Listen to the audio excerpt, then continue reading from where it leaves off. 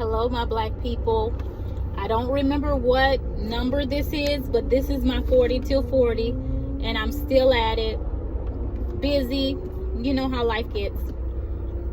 I'm on a commute, and I just wanted to bring you all a video that will be focused on Mexico, and my choice of living in Mexico. Been seeing more and more videos about people fleeing America and going elsewhere, not just Mexico, all kinds of places. I've shared it with you all on social media. It's people's stories, blogs, videos, vlogs, YouTubes, all chronicling that. Excuse me, I'm eating my trail mix on my commute. But something, I thought about after watching Ebony. Ebony has a special on 4 black families. They're called the coolest black family. And there's 4 families that own boats. It's about blacks that own boats. Or they boat. And so you have some that have a yacht, some have a different type of speedboat. But, these families get together around boating, following people that boat. And I started thinking about, because of a whole lot of things, I started thinking about black excellence, black elitism, black exceptionalism. I've had a lot of conversations today around that and other things, and it just, really caused me to want to share this message with you about my decision to move to Mexico in relation to that. One of the things, that those videos that Ebony posted on these black families that boat, one of the feelings, the way it landed was that I felt like, do I need to get a boat? Do I need to get a yacht? They talked about going to Martha's Vineyard, so I'm like, do I need to go there? Is that where, the black folks that have made it, that's where the black elite congregate? That's where I need to be. And, many times people are, talking about their millions and their billions they want to make. And I remember being in a conference of sorts that was led by a millionaire, and they asked who wants to be a millionaire, and everyone raised their hand. I did not. And it was because I just didn't feel like I needed $1 million to have the life that I want, especially because of the path that I've taken. Where I live, you don't need $1 million to live like you got $1 million. So in other words, if you calculate your lifestyle and how you want to live, if you're going down the FIRE movement, financially independent, retiring early, everybody's calculated number to live the way they would love to live does not equal $1 million, especially if you're going to be abroad. And newsflash, $1 million in America is not a lot. That's, basically what it costs to own a home in California, here in California. So you got other expenses after that if you want a, nice home, I guess. So, I started, having these feelings about, like I said, am I missing out? Am I doing what I'm supposed to be doing as a successful woman who has, financial, independence and financial freedom? Should I be, doing that? And I talked to you all in the past as well about, when people, are doing side hustles. Turn right onto the ramp to Mexico. Excuse that.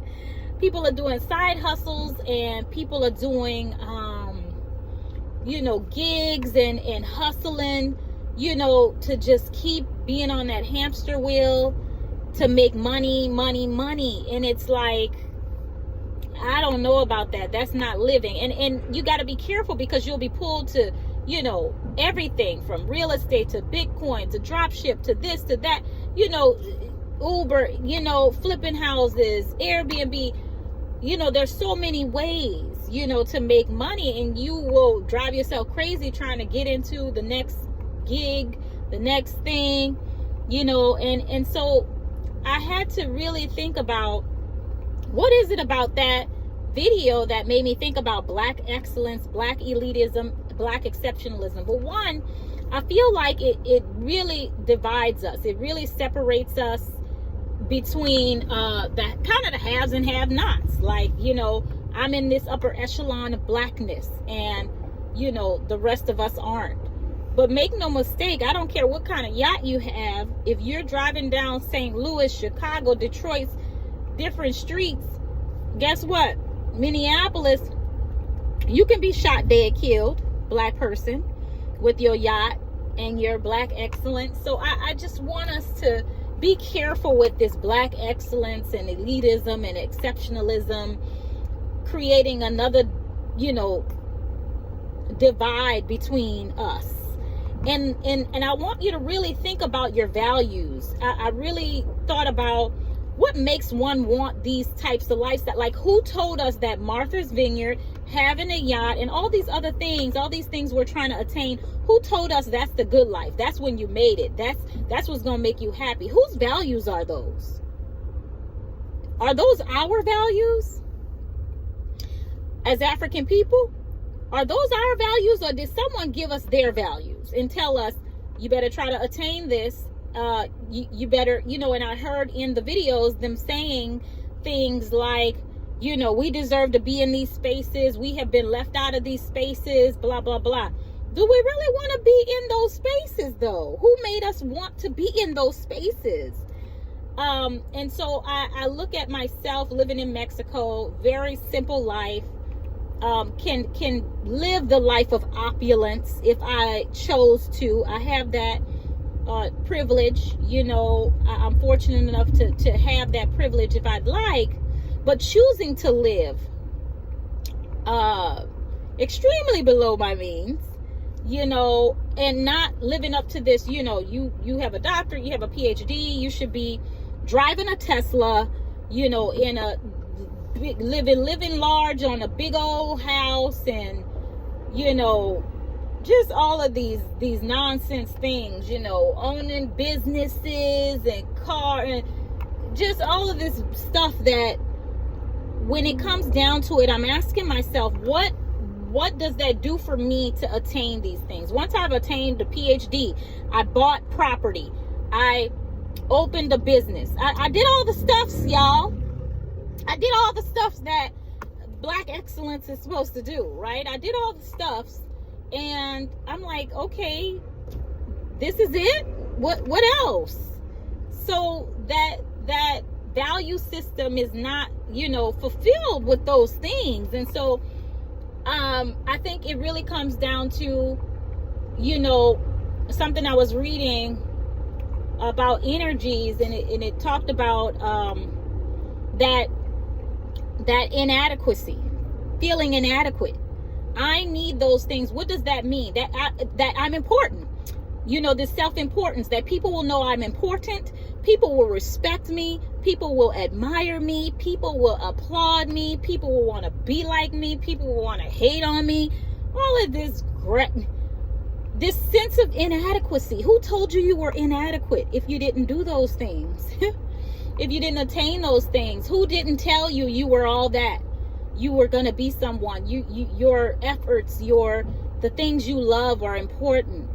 Who didn't tell you that you were somebody?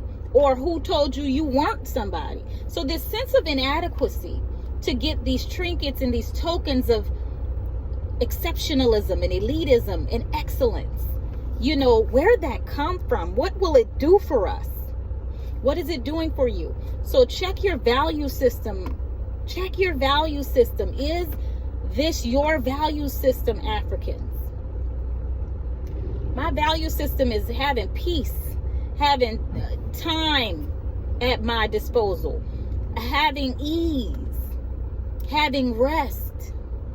And so in that, you know, ebony thing, They also had a family that were beekeepers, and they had a boat as well, but it was not a yacht. You know, you'd see a stark difference between this one family that has yacht and their family and their children all polished and primped, and you can tell they really prepared for the interview and they coached and, you know, they played a part. And then you see the beekeepers that are, you know, being mindful of the environment and valuing hard work, even though they've made it, still valuing hard work. You can see their children able to speak for themselves and be themselves, right? And from their hair to just everything, like I am, this showing up, you know, authentically.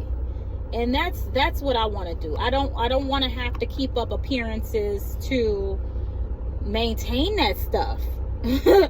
And so yeah, people, I just want us to be careful with that black excellence, that black elitism, and that black exceptionalism, lest we, you know, have our children, you know, those that are coming after us. I heard being 40 is an ancestor, I guess, or an elder or something. But lest we have those that come after us that are looking to us be us. Because I did do all of the scrapping and scraping that they told me I needed to do to be who I needed to be, right? And then I had to undo. I'm unlearning, rewiring, and figuring out, wait, someone asked me, did you get a PhD because that's what you wanted? And I had to say, no, I did that for my ancestors that paved the way. You know, I had to thank them. I had to pay homage. And so I had to do something with this road that was paved for me. But I never had in my mind that I actually wanted that. I'm grateful for it. It has opened a lot of doors and continued to do. 100 feet, continue straight. Sorry.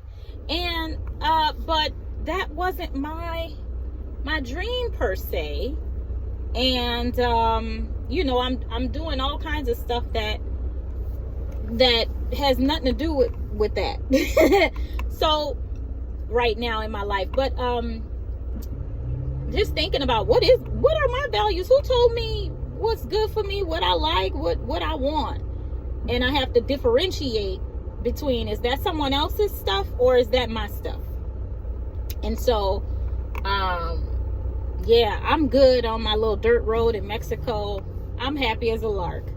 And I'm not mad if you want, you know, your yachts and your trinkets and your millions and your billions and all your, because guess what? I like coming on the yacht party and dressing up with you and having tea and whatever. I love all that stuff. I like to get frou-frou, you know, every now and then. But my question to myself is, do I want to live in that world? Do I want to keep up, maintain that lifestyle? And my answer is no. And so I just want you to check on yourself, check on your values, begin to unpack and unravel. Why do I want what I want? What do I want to do with that? What is that going to bring me? If it's, you know, your legacy, your children, we have to be careful what we're giving our children, because we could be giving them, again, a lifestyle to maintain that's built on someone else's values. All right. And we don't even know if they want that stuff. I'm living in a place right now where the mother bought these plots of land and built a home for her children. And they don't want anything to do with it. They don't want that. They're like, thank you, but we don't want it. And I'm like, I'll take it. So, let's be introspective. So thank you. So my decision to move to Mexico is aligning with my value system at this time. And I encourage you to figure out whether the life you're leading is aligning with yours. So thank you all for joining me today, and I'm so excited to have gotten out a video. I'm gonna, before my 41st, we're gonna finish this 40 till 40. So I'll see you all later. If you like it, give me a thumbs up, subscribe, and leave me a comment. All right, I'll see you later. Bye-bye.